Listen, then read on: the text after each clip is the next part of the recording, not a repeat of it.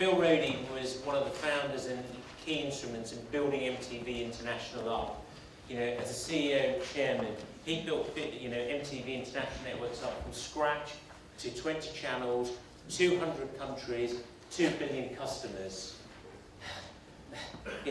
Yeah, Julie's shaking her head, I mean, that is some feat. But it's not just a feat. There was 2 or 3 things that really caught me whilst we were profiling and inviting Bill over, which caught my attention. He built it from the ground, but when he built it, he had 3 key pillars of his strategy. First one, MTV in every house. Pretty simple, really.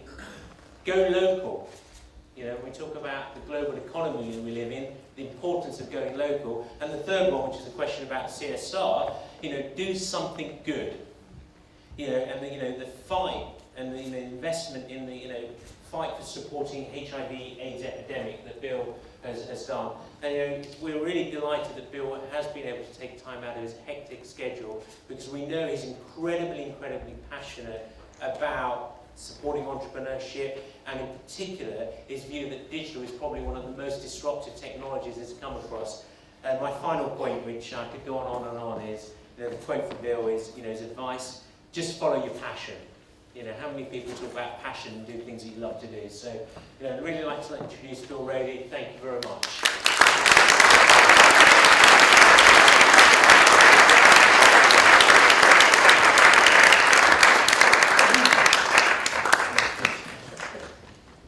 Thank you, Ahmed. I think you just gave my talk. I just met Ahmed this morning and Julie. And I was asking, how to make wellness relevant, sort of the old world, if you will. Even though when MTV started, it was a little bit like an internet startup it is today. So I asked Julie and Ahmed, amazing group of people, very impressive background. What do I say?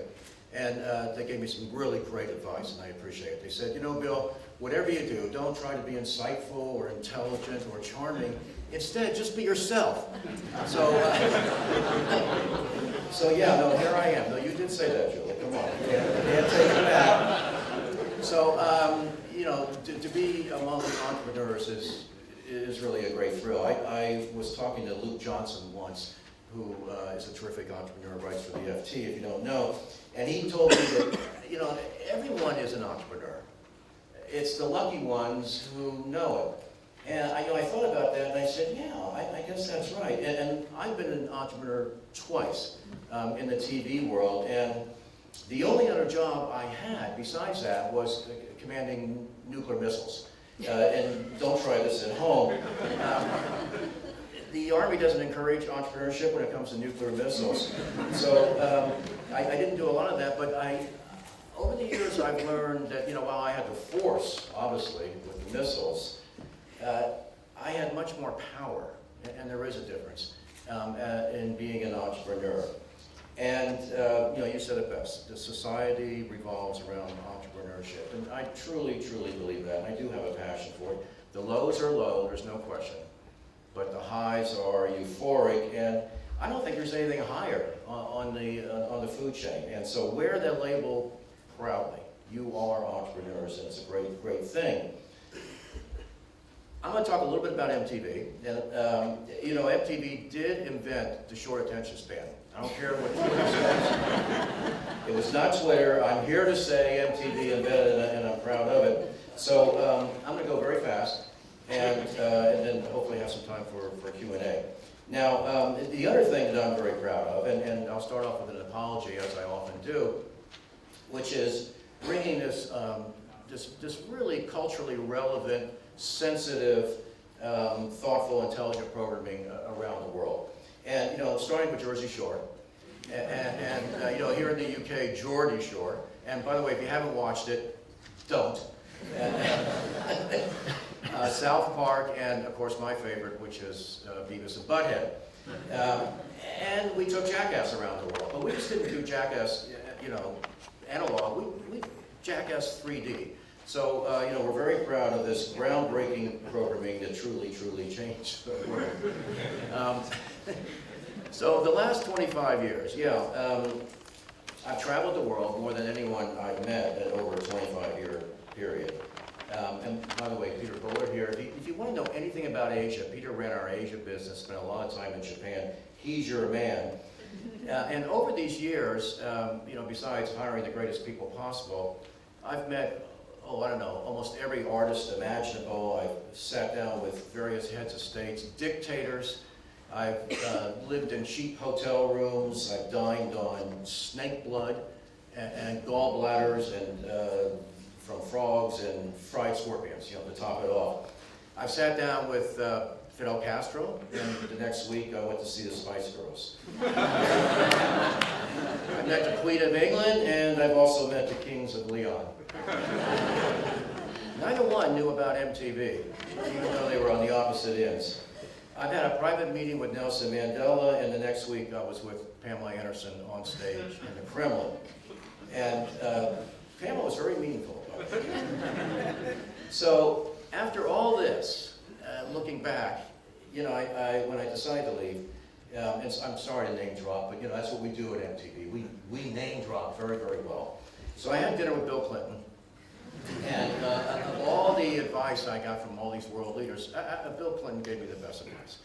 And that is that the best thing about retirement is that now you can finally say anything that you want. And I said, wow, that's terrific. He paused and he quickly added, but the worst thing is that no one really cares what you say. So I did what every self-respecting ex-CEO would do. I decided to write a book. And that's the book. And if anything else, it's a great sleep aid. For those of you who travel, pick it up and you'll be fast asleep on the airplane. Now, what do I do in the book? Well, I tell a story about building a company, and it is very entrepreneurial, and I talk a lot about mistakes and lessons. But we did end up where Ahmed said. We ended up with, 200 channels, 400 digital properties, 20 different brands, in 200 countries, everywhere in the world, and billions of dollars and pounds of market value, and well over £1 billion of revenue. And in this increasing world of complexity, and it was even complex back then, with matrix structures, now it is even more complex. As Ahmed said, I tried to keep the strategy very, very simple. And it was just, distribution. I wanted MTV to literally be in every household in the world. The mantra I had was creative, aggressive, relentless. We were not going to stop until we were in every household. And by the way, some of the questions about valuation, we had exaggerated evaluation primarily because of our distribution. And number two was, I was Mr. Local, and I was fanatic about designing products that truly respected and reflected local culture. Now, some said I went too far in the small markets that you didn't get a return, and then I did over time lose the benefit of scale, and toward the end, tried to make up for that. So it really is, I believe, about local and connecting with local audiences or local constituencies, but it also is very much about taking advantage of scale. And then the last thing, yes, do something good. And anything, and you do it for a lot of reasons, but you can do it because it helps your brand. So all these lessons, I wanted to avoid cultural imperialism, tried to be local before local was cool. I came up with a list, and I was writing them up last night, and it was 101. So I narrowed it down to 10. Don't worry, I'm not going to go through 100. Number one, and like you said, passion, engage, do what you love, and love what you do. I always loved television, and I grew up, it was a little tough. I mean, I can't complain. We had food on our table, of course, but single mom, we had no money. We had depression issues, we had addiction issues, and the weeks were tough.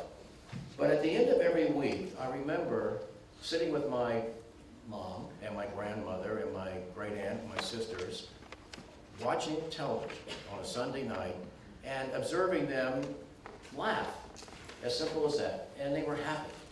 And I knew then that, wow, there's a lot of power in television. So that's where my love affair started. And that's why I wanted to eventually, in a circuitous route perhaps, do what I was passionate about, which was be in television. Number two, be adaptable. You've heard it. It's probably the most important thing. Darwin said it's not about the strongest, it's about the most adaptable. Mike Tyson, another global thinker, said, everybody has a plan, except when you get hit. Helmut Moltke, from the military world, said, no battle plan survives the first contact with the enemy. So all three are really saying the same thing, and that is that you have to be adaptable. You know, change now is hyper. I don't need to tell you, you live in this incredible hyper-changed world. Disruption is everywhere, everywhere. And, you know, for me, the most extraordinary thing when I look back, when I graduated from university, nothing existed that eventually defined my life. Cable TV, HBO, MTV, the AIDS epidemic, emerging markets, BRICS, it just goes on and on and on, not to mention, of course, the internet. I had to learn rap when I was 50 years old. So if I can do that, anything can happen. I didn't learn very well. But adaptability is so key, and you know, Ahmed, you said at the opening, we have to predict the future. That's hard to do, but I do believe you need to be aware of trends, and you do that by choosing your people that you hang out with and talk to, and reading incessantly, and remembering that learning is a lifelong process. Number 3, break the rules. And I love this one because it's what I love to do, except when I talk to my kids, I don't tell them that. Take risks. And the thing about taking a risk, we all say it, you gotta do it. You just can't talk about it. And by the way, it's okay for everyone to be on their phones right now. You can check your phones, break the rules. I notice there's laptops up there. I think there's even desktops up there, so it's okay. My motto at MTV was asking for forgiveness is easier than asking for permission. And that got me into trouble, but I really, really believe that innovation only comes through risk-taking. You've heard this one before. You learn more from failure than you do from success, and it's true. You really do. And at MTV, I put condom instruction on the air. I got into a lot of trouble. It was the right thing to do. I put free Coca-Cola ads on the air. I didn't even tell Coca-Cola. Why? Because I wanted other advertisers to say, hey, if Coca-Cola's on, I'm going to go on. So, you got to break the rules. I soon had Pepsi after that. Number 4, I was Mr. Local. Be local, but you also have to go global. And this is where you have to balance the local with a scale, because scale gives you the margins that you look for.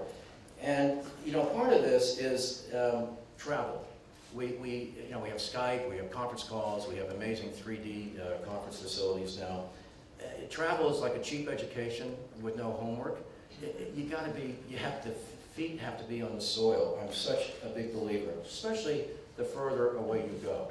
You can't Skype Asia, you gotta be there. You gotta be in all these markets, and you know, likewise, diversity plays a big role in this. I'm a big, passionate believer in diversity. And even in the office, I try to bring diversity. I put, traditional enemies together. I put Greeks sitting right next to Turks. I put Israelis right next to Palestinians. I even put the British next to the French, which didn't work out as well, but, you know, ignoring that, the rest of it worked. Call to Prayer, I put Call to Prayer on the channel in the Middle East. Why not? That's what they wanted, 5 times a day. MTV had Call to Prayer. I put Dora in a burqa. Dora the Explorer from Nickelodeon in a burqa. So local was really my mantra. I probably took it too far because I didn't take advantage of the scale until the very, very end. And my successors are trying to correct all my mistakes and create much more scale now. Number 5, practice leadership and keep practicing good leadership. Again, it's a lifelong process. And when you have a crisis, be the first on the battlefield, be the first there with whoever's dealing with the crisis, and be the last to leave. I got that from the military, but you know, I think it's important. Be quick to take blame, which goes against human nature, and be very, very slow to take credit. Again, counterintuitive sometimes. You know, my military experience, I ignored. I didn't talk about it when I was in MTV. You know, it's hard to explain nuclear missiles to Bono and some of the electronic dance music people. So I didn't, but I wasn't smart enough to realize that I actually learned a lot from the military. And so what did I learn? Well, I learned some leadership principles. It's always easier to talk about them than to do them, of course. But I learned what should be done. I learned how to organize in an interesting way, because I became a big believer in small attacks and large defense. It sounds simplistic, but it's so true. Large produces bureaucracy, and in a creative world, bureaucracy is a creativity killer. So I also try to learn and understand the value of morale. And let's face it, all of our businesses, it's all about the people. And in this great entrepreneurial world, and IPOs, I'm hearing all this valuations and everything, it's wonderful, exciting. You gotta share it with your people. It's so important. Remember, if they want to take the hill, it's much easier if they really want to take the hill and they're not ordered to take the hill. Share the wealth. Number 6, execution and hard work. Relentless execution. I believe it actually trumps talent. I never felt that I had talent. I felt that everyone in the room, still feel that way, certainly today, is smarter than me. So I made up for it by hard work.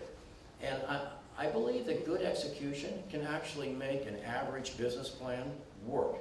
But the reverse is not true. If you have bad execution and a really good business plan, not going to work. MTV Europe was actually an average business plan because it took a product across different nationalities, and there were many different languages. We had to go to advertisers who advertised differently, and that didn't exist. So it was actually a flawed business plan, but we made it our war cry that we were going to make this succeed. And when I would tell everyone, hey, you know, I got this MTV gig, they would all say, oh yeah, right, you're in the south of France, you know, you're picking the BJs, you're picking the music, you're hanging out with Shakira, and talking politics with Jonathan Stewart, and sunbathing with SpongeBob, you know. And I would quickly say, no, that's not true, except maybe the SpongeBob part. And it was 24/7. It was a real hard job, and any entrepreneurial job is going to be really hard. Number 7, never accept no for an answer. I'm a big Churchill fan. You know, I collect his stuff. I love his writings. Never give in. Never give in. Never give in. I thought it's one of the greatest speeches ever. I would have added a few more nevers, but otherwise I think it's a perfect speech. In this world that you're in, every single day, and it seems like sometimes every single person and everywhere says no. It's quite extraordinary. And you have to keep fighting and keep resisting. And here's another important part. You have to have stamina to resist all these forces of no around you. And you have to have courage and stamina.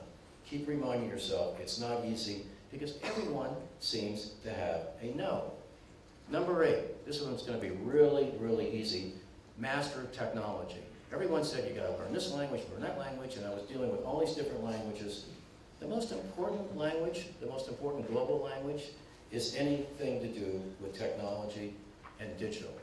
We are living, I believe, in the greatest revolution since the Industrial Revolution. And it's still happening. We're in transition. It's not over. That's the uncertain, exciting thing. And each generation knows much more. It's quite extraordinary. I'll give you one example. So I have 4 children, and my oldest is now 18, and my youngest is 10. They're both girls. So my oldest is named Noah, and my youngest is named Tiger. And one day, a couple years ago, Tiger River, we ran out of names. We also have a Rocky Roedy. You know, he's going to have his hands full when he gets older. But anyway, so Tiger came up to me once and said about her older sister, who's only 8 years older. He said, Daddy, did you know that Noah was born before the internet? And she was. She was born right before the World Wide Web became big. And I thought to myself, what does that comment mean? Well, it means that in Tiger's eyes, Noah's already out of it. She's already out of it, and I can see it. The adaptability and the use of technology is much better with her than it is with her older sister. In the TV world, we used to say, hey, we'll bring the world to your living room. Now, we will bring the world to your pocket or your pocketbook. It is quite extraordinary, and it's fun. You have to balance it, of course. Number 9, have fun. Celebrate your successes, even if they're tiny, tiny successes. Throw lots of parties. MTV, we threw lots of parties. Elton John came to me just when I was leaving MTV and said, you know, the MTV party I went to in Amsterdam, he went on, of course I wasn't sure what he was talking about, he said, that party was so good, I don't remember it. True story, he went sober afterwards. So sometimes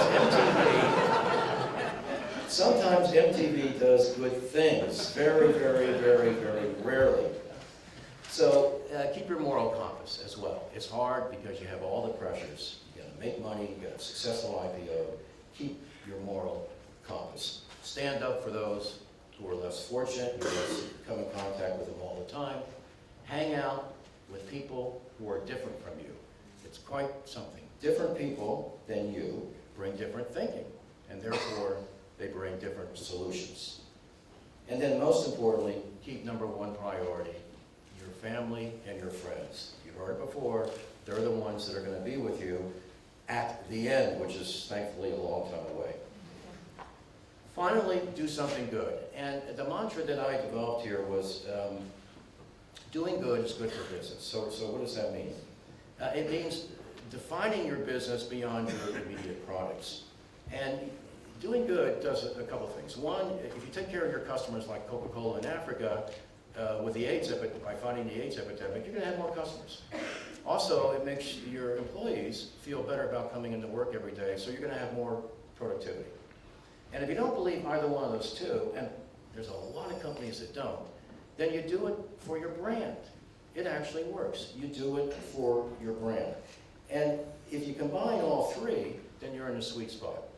Now, we had many, many issues at MTV, but the one that united us was the global issue of fighting the HIV/AIDS epidemic. And it also worked for us because it was the same demo. The most people affected by the epidemic were the same people watching MTV. We had the largest connection, broadest distribution, and a vertical connection. So for us, it was really, in many ways, not an option. We had to do it. And not only did it have strategic value, but it took us beyond our music videos, and it took us beyond our gratuitous reality programming, if you will. But you can pick any issue. The world does not lack from issues, believe me. Now, over 50% of my time since leaving MTV has been spent in global health. So I've worked for 2 United Nations Secretary Generals. If you can work in the UN, you can work in any sort of environment. I'm still with the UN. I work with Bill Gates, the foundation, in giving vaccinations to those below age 5. And talk about performance, you know, business person that Bill Gates is, he insists on performance. For the price of a cup of coffee, you can give a vaccination and you can save a life. So his foundation has saved over 5.5 million lives in the last 10 years, has a replenishment going forward to save another 5 million lives in the next 3 years. The numbers are extraordinary. There are over 1 billion doses that they've given so far. I also continue to work with the foundation that I started at MTV. It's called MTV Staying Alive. What's Staying Alive? Well, it's about staying alive. So we combine the programming on the channels around the world with giving grants to local fighters. They are heroes who fight the epidemic at the ground level.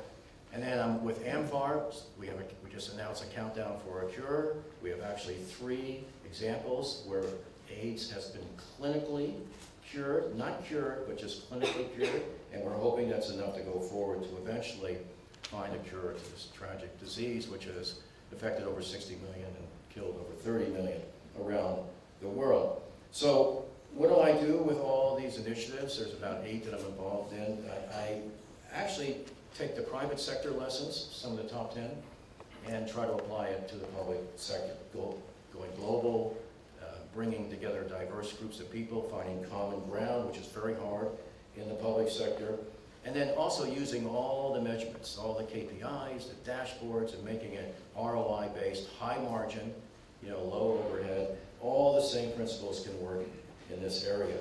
And I do field visits, and field visits are not only inspirational to me, but they can help drive the mission at the field. So we have mothers who are waiting for hours to get their children vaccinated in sub-Saharan Africa. You look in their eyes, and you just are overcome by the hope and the inspiration that they have, that they know that their children will now have long, productive lives and grow into entrepreneurs and teachers and nurses and etc. Also do field visits with our Staying Alive volunteers who walk from villages long, long kilometers to get their mission across. And this is different power, but I've seen, and you'll see this eventually, I know, when you go off and do all these initiatives, that a little bit goes a long, long way. And it's quite extraordinary and quite inspirational. So I'll leave you with one final word, and then we'll go to questions. And that final word is, continue to be an entrepreneur. It's the best thing.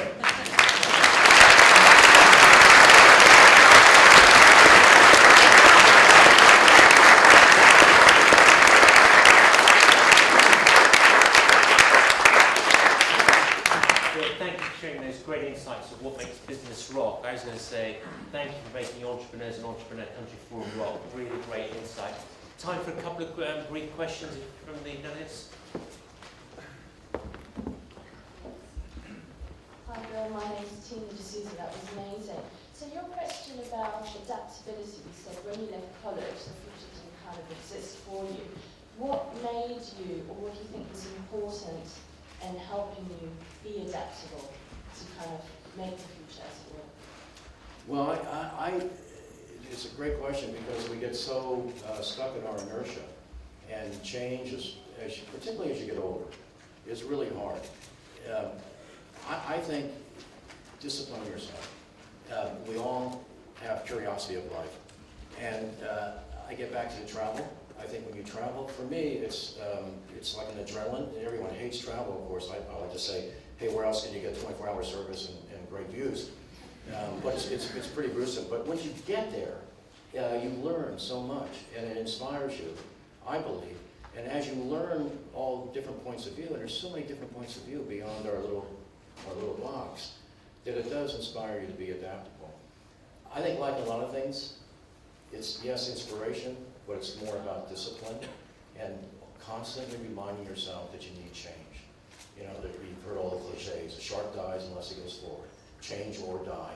And just keep reminding yourselves, maybe scratching it on a piece of paper and put it in front of you at the desk. But I think it really comes down to just that, being so disciplined that you have to never rest on your laurels and constantly look to change. Yes?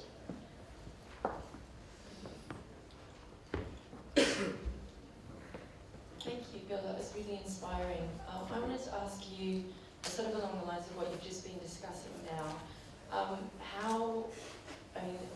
it's just to sort of explain the reason for my question. I'm an entrepreneur and I have my own business. I've been running it for 4 years. I'm a radiographer and a knitwear designer, so I combine them both. I'm at a point where I've just been offered a very attractive job and I'm considering stopping what I do. As you can see, I'm quite emotional about it. What would you advise me to do? Well, So sorry.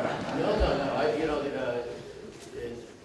You take the most complex business problem and you put it with what you think is the simplest personal issue you're wrestling with, and I can guarantee you the personal issue will be much more complicated than the business.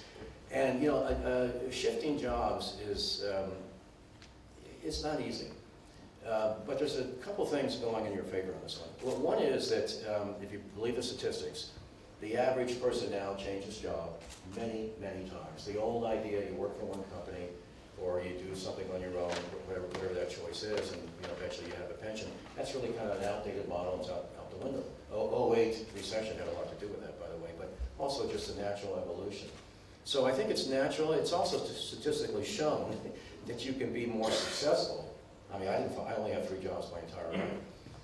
If you change jobs quite a bit. Now, for me, I'll give you one other reason why you may want to consider doing this.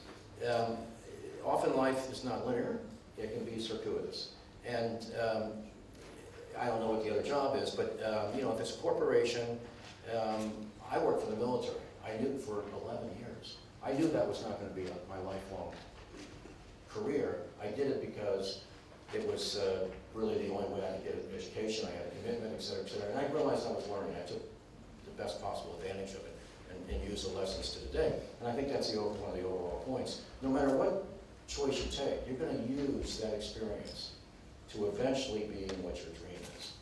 Now, if this is not what your dream is, it's okay. Even though I said, follow your dream, be passionate, you have to be practical sometimes. So if you're making more money, you know, and it's okay.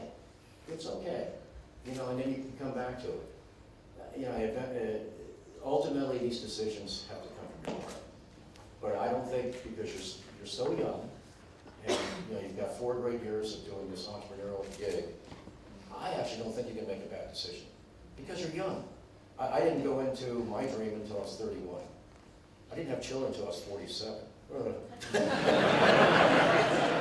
So don't worry. You know, follow your heart. Either way is not going to be a wrong decision. You've got your whole life ahead of you. One final question.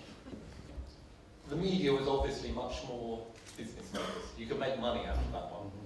And you talked about corporates supporting the human endeavour around things which aren't necessarily financial. Where do you think the social entrepreneur fits in that? Is that the right model? Corporates have to support the public endeavour, or do the social entrepreneurism work in the middle?